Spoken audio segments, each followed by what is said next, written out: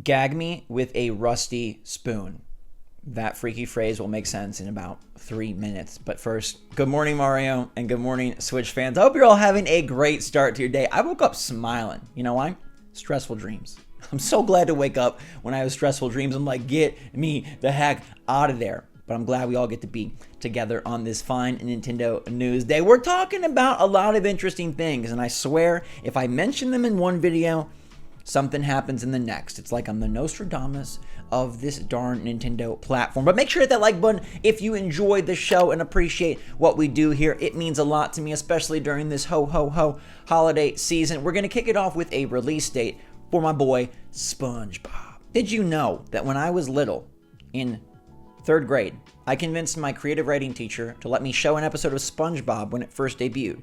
The episode was called Rock Bottom, one of the most creative, fun, early episodes of the SquarePants TV series, and I felt like the coolest kid in school because I got my class to watch SpongeBob in school. But the Cosmic Shake is out January 31st, bringing hopefully some really fun old-school platforming collectathon action to Nintendo Switch. There's all sorts of costumes and different SpongeBobs, and it does look like it has just a pretty fun world, pretty cool graphics, and as long as it plays good on Switch, this could be another nice early year title. So if you're interested in Krusty Krab antics, January 31st. The Game Awards are right around the corner, and there's always special guests, one of which is the boy, Reggie Fils-Aimé himself. Now, a lot of people on the internet have seemed to think this means a Nintendo announcement is coming, but do recall Reggie no longer has a thing to do with Nintendo. Him and Jeff were just buds. I don't know. I think they get like big gulps and I don't know, dump them on each other's heads when it's hot outside or something like that. Anyhow, Reggie's going to be there. He'd probably just present an award. I don't know. I don't think he has any sort of announcement or any sort of real purpose besides just being Jeff's bud and being there for some clout. But I will also say, I noticed that Daniel Craig is going to be at the Game Awards. Now, he's going to be there with Rian Johnson for promoting Glass Onion, the sequel to Knives Out. But what else is Daniel Craig known for? .007, James Bond. How nifty would it be if Nintendo's presence at the Game Awards was a stealth drop of GoldenEye? Now this fits perfectly because just yesterday we made a video discussing Nintendo Switch Online and how they kind of dropped the ball and ruined the year because they said GoldenEye was coming and it's not. They leaked the Game Boy Advance emulator and we didn't see it, but could they save a lot of good faith by dropping GoldenEye Thursday? I think that would be really nice and nifty, and maybe Daniel Craig could be there to sort of lead into the announcement. I hope that Nintendo has a Tears of the Kingdom trailer. I don't know. There's been years where they've announced big things there, like the Breath of the Wild DLC, and there's years where they don't really do much of anything. There's no Bayonetta game that's already out, so that one's cut, and there can't be a Smash Brothers third-party character reveal, so not going to be that. It leaves Tears of the Kingdom, GoldenEye on Switch Online. Dare I say a teaser for Metroid Prime 4? That would be big. That would be like Keeley just running the table. That would be absolutely huge, and so I give it a smidge of a chance. I guess the last kicker is like a Hollow Knight release date. That would be sick. Or a Sports Story stealth drop. Maybe both. Sports Story and GoldenEye, just like go play tonight. Nintendo fans, have fun. Stop watching this bloated show. Works for me. But we'll see on Thursday if Daniel Craig has anything interesting to say. And if Nintendo does, I'll definitely have you covered. And if there's a Breath of the Wild, Tears of the Kingdom trailer, still want to call it Breath of the Wild 2. My mind is like Breath of the Wild 2 and my lips say Tears of the Kingdom. You know when your like heart says yes, but your mind says no. Anyhow, I'll give you guys like a full analysis. All right. Okay. We get to talk about the Rusty Spoon. What is with that strange one-liner, Zach? Here's what it's with. This makes me upset. This really sucks. Because what this does is this tells people in charge, don't do this again. And I hate that. And let's just get it out there. Pokemon Violet, Pokemon Scarlet are now the lowest rated main Pokemon games in the world of all time, below the Gen 4 remakes.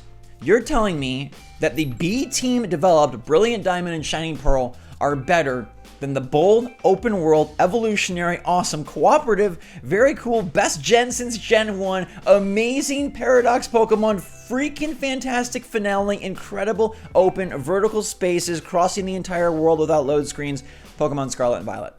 Yep, Brilliant Diamond and Shiny Pearl sit at 73s, and now that everything has shaken out, Scarlet and Violet are at 72. Now, for the smart person, this means nothing. It's just review scores, and they hammered the game for performance, which in some ways is understandable. The hard part here is that bigwigs in giant offices with mahogany desks and window views of the entire city of Tokyo probably see this and say, oh my god.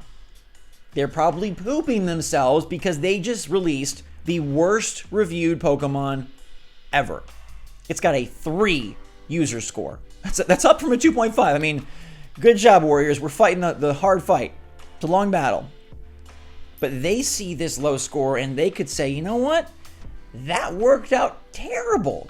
Let's just do Let's Go forever. We really want this game, and I hope that eventually better minds can win out and they can say, you know what, the Metacritic does suck, and it's going to affect some of the bonuses, which also really is unfortunate because I feel like the developers actually made a sick game here, and their bonuses and I'm sure some of their payout structure is going to be severely impacted by this 72 Metacritic. It's unfortunate. Obviously, I don't think we should review just to help people profit, but how do you review games? I mean, it's a whole separate discussion, but do you just do it based on strictly the old IGN way? Graphics, audio, performance, gameplay, story, or do you take it as a whole? Do you dock it significantly for performance because that should come as standard? Do you really reward it for being hopeful and dreamlike and bright and bold and taking a chance? Or are chances just for schmucks and we should only reward them if they deliver 100%? I just can't help but look at other games that have scored in the low 70s and say Pokemon Scarlet and Violet are 30 times the game that these other comparable titles are. It shows how review scores are kind of pointless in some ways. They're not the most helpful in others, and they definitely should not be taken into main clout and consideration when determining the future of video game developers' careers and video game franchises. I really hope that this super low sucky score does not crimp the style that the Pokemon Company and Game Freak were well on their way to achieving. I think if they get the performance under control, the DLC could be a great opportunity to show that, and then Gen 10 could literally be the best ever again. We could get in this really awesome cycle that I could get super used to, this hamster wheel where it's every Pokemon's the best Pokemon. Now that's a song that I would sing. It's a jingle that I'm down to jangle to. Or they see this and they say, okay, well, chibi Pokemon characters it is. We're going back to remakes. Now, some people would like that, but I don't want that. Pokemon deserves to evolve, it deserves to grow, it deserves to become the beautiful big boy that it's always wanted to become, and it almost did that with Scarlet and Violet.